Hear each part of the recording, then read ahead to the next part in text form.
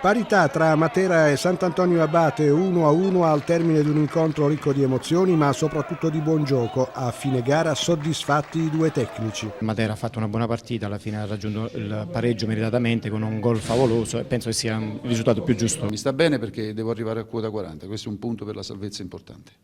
Con quel rigore fallito, poi la traversa di Marsico, che pensieri ha avuto in panchina? Che si mettesse un po' come domenica scorsa, però confidavo anche nel carattere di questa squadra. Materani padroni del campo per gran parte del primo tempo. Al 23esimo De Rosa a gambe levate in area ad opera di Galasso frazzica dagli 11 metri sul palo il suo tiro. Al 37esimo occasionissima per Marsico con pallone che si stampa però sulla traversa. Al 44esimo angolo di Capuccilli, sbuca la testa di Martone e beffa Siringo.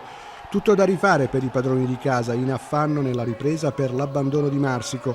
Brivido al primo minuto, pasticcio difensivo con conclusione di Martone sul palo. Si riorganizza il Matera, sempre a testa bassa contro un avversario di grande qualità sul piano tecnico. Tentativi fuori misura di un soffio come quello di Carrato al 25esimo. Poi la splendida rovesciata di De Rosa, pareggio e felicità alle stelle, capolista bloccata, Matera sugli scudi, la marcia dei biancoazzurri continua.